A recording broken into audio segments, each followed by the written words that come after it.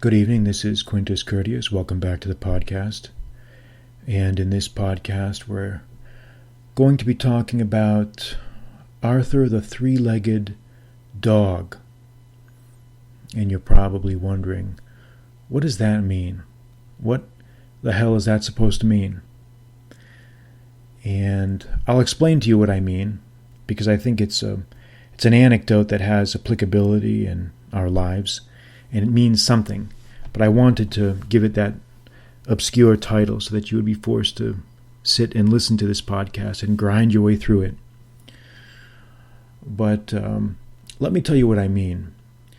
I have a friend in Rio de Janeiro, the city of Rio in Brazil, and he has a dog. It's a small black dog, but it only has 3 legs. It only has 3 legs. And it's a very cute dog.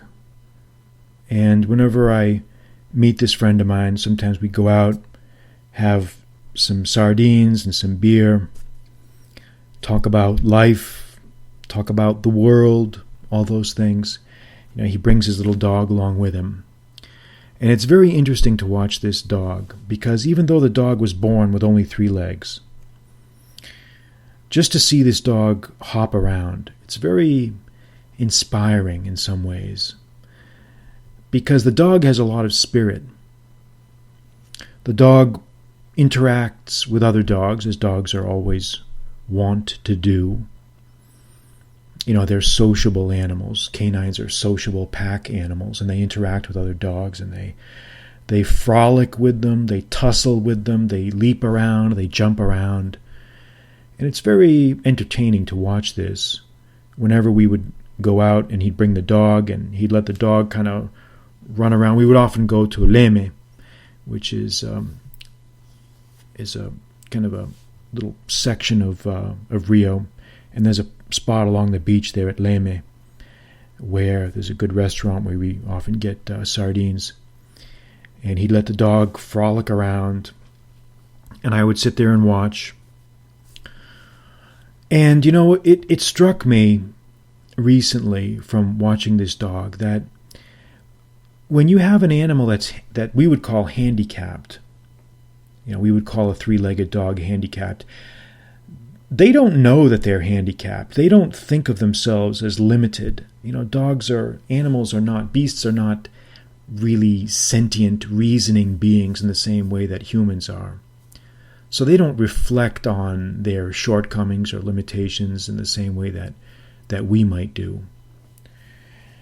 So as far as the dog is concerned, the dog is perfectly fine. The dog doesn't see any limitations at all. The dog frolics around, jumps around with the other dogs, tussles with the other dogs, does everything the other dogs do. It just doesn't have that same physical capacity. But you can see in the dog's face, and the dog's name is Arthur. Arthur, in Portuguese, Arthur. And in English we would say Arthur. And the dog doesn't see itself as being handicapped. The dog doesn't see itself as being limited in any way. And, there's something very interesting in that, because people often reflect on their own shortcomings and make allowances for their shortcomings, and they analyze their shortcomings and discuss them, cogitate over them, obsess about them, think of ways of solving them. When maybe in most situations they should just simply be ignored. You simply act like they are not there. The handicap maybe is something that you put there. We put the handicap there. And if we just behaved as this Arthur, this dog, behaves, if we just are completely oblivious to it, maybe in that situation ignorance is bliss. Maybe in that situation being completely oblivious to your own limitations is better. Because that way you don't obsess about it. You don't cogitate. You don't ruminate over it. You don't suffer over it. You just grind through it. You frolic with the other dogs, like Arthur the three-legged dog does. And I think there's really a lesson in there. As I was, last time I was down in Rio, I was, sitting on the beach at Leme, watching Artur leap around with the other dogs. I said, you know what? We often really obsess about all of our limitations, but maybe the best thing, instead of looking for ways to overcome them, just ignore them. We should just ignore them. And this came up to me as a thought recently, because I recently received an email from a guy, coincidentally also in Brazil, and he was asking me a question about age. His question was, hey, Quintus, I really feel limited in my age. I really feel like I'm limited because of my age. I feel like I'm getting older, and when I go out, if I'm out with my girlfriend, if I'm out with other people, I feel old. I feel like people are looking at me. I feel like I can't do the same things that I used to do before. I can't feel like I am completely comfortable with my age. That was his question. And, what are your recommendations? And, I said that, and this was taking a page from the dog's book, from Arthur the Three-Legged Dog, that you just have to just work with what you've got. Whatever hand of cards that you've been dealt with, you have to play those cards. Fate dealt Arthur 3 legs when biology commanded that he should have 4 legs, but fate only gave him 3. So what does he do? He plays the hand of 3 cards that he has to the best of his ability, and he just frolics with the other dogs. He just pushes right through it. And that's what you have to do in life. That's what you have to do. You have to almost be oblivious in many ways to some of your own limitations. Because the reality is you can't solve all of your limitations. I mean, we like to think that we can. We like to think that we can sort of work our way in circles around all of our limitations. And to some extent you can. But maybe in some ways the best way of dealing with them is simply to just blast right through them. Just pretend they don't exist. If you don't talk about it, if you don't act like it's there, it does not exist. It does not exist. Does not exist. Now, I understand that we can't take this too far. I'm not saying that a man in a wheelchair can be a high jump virtuoso. That would be a misunderstanding or a misinterpretation of what I'm trying to convey here. What I am trying to convey is that too often we obsess about what we think are limitations, when in fact they are just pimples on the face of life. That's all they are. So when this guy was talking to me about age and how he feels handicapped by age and crippled by age, I tried to convey to him that you have to act like whatever age you are, hey, that's the age to be. Whatever place you are, that's the place to be. Whoever you're with, that's the person to be with. If you don't make it out to be a problem, people will not interpret it as a problem.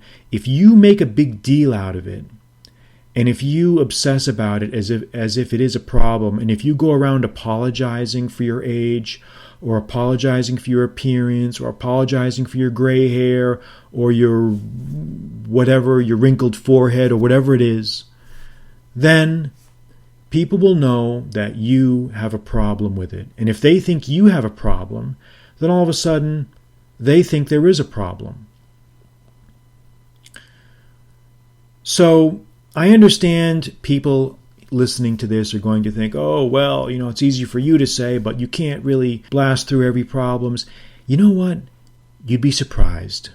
You would really be surprised, because I think far too often people err on the other side. People err on the side of obsessing about their problems and thinking about them instead of just ignoring them. I think in most cases people would be better off not asking for any advice at all about anything, about just blasting through everything and just keep going. That's what I think about age. That's my thoughts of age. Right now I'm 49. I'm going to be 50 pretty soon, within a couple months here. And I'm not saying you don't think about it. I'm not saying it's not something you completely erase from your consciousness. But do I really care? Do I really obsess about it? Do I really walk around apologizing for it? Not really, no. I don't really care. I really don't. I really don't care. Because every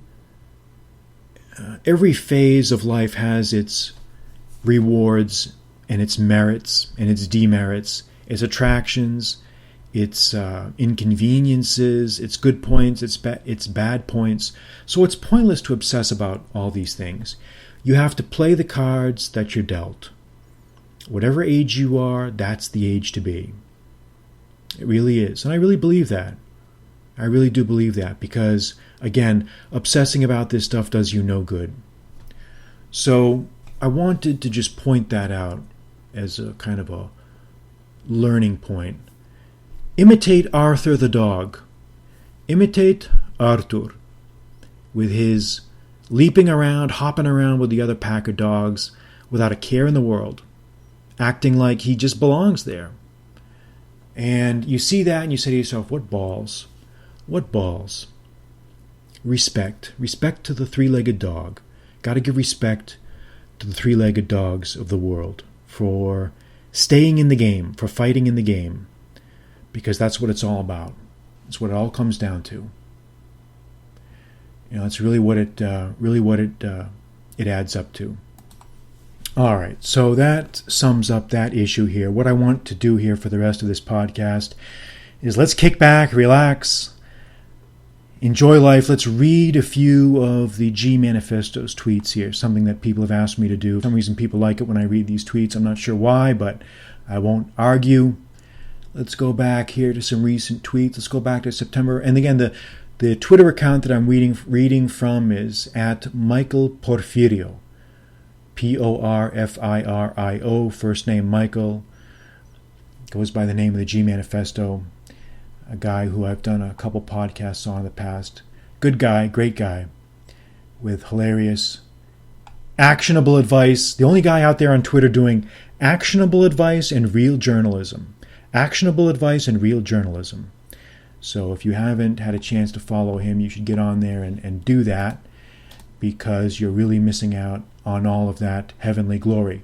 September 14th, he says, "How do I celebrate a big payday? Same as every day. Wake up early for sunrise for a heavy workout and open ocean sunrise swim. The original celebration, heavenly glory. No one even celebrates like this.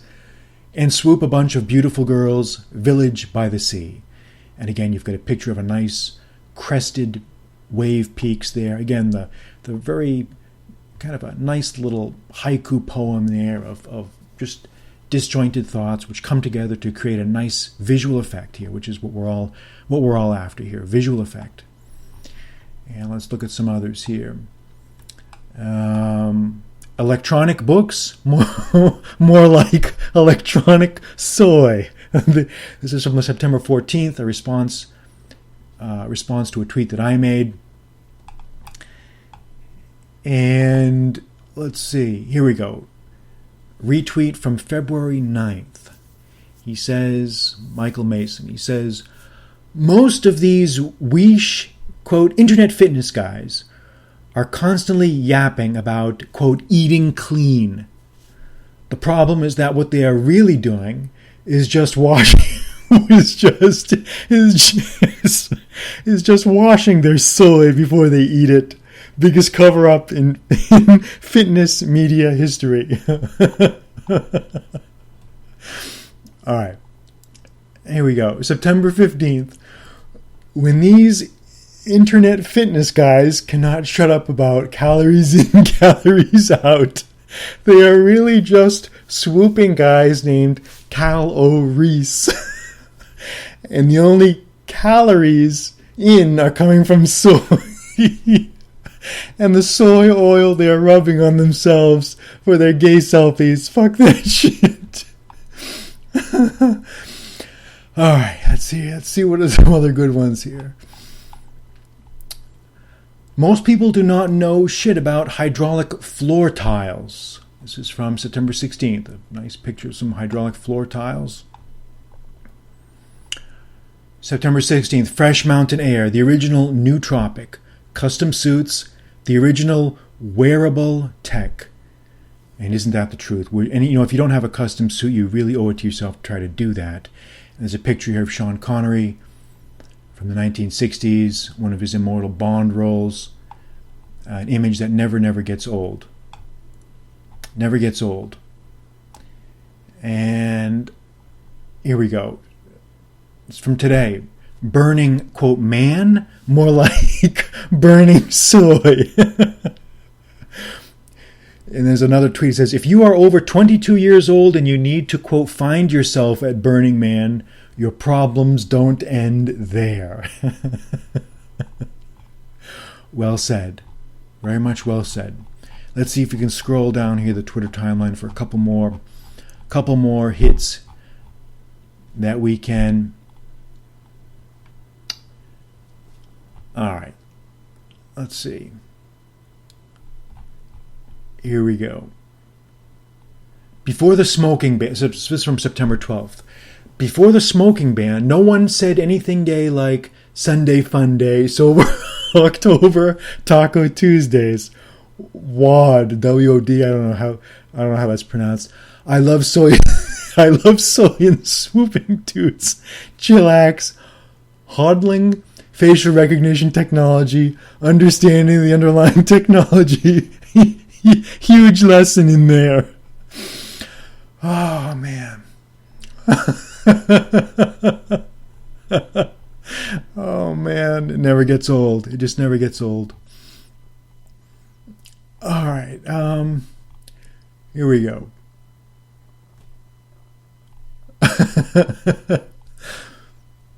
All right.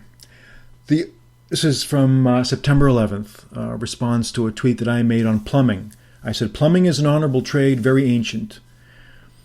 And his response was, the only job and boss that I liked.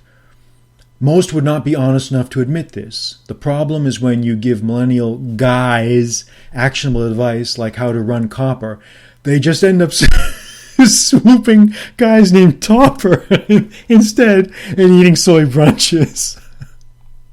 All right. So you get the idea. And don't forget to laugh because, life is short. And if you can't laugh at a lot of this nonsense, then what good is any of it? All right, so that'll wrap up our podcast here for today. I'm Quintus Curtius. Good night.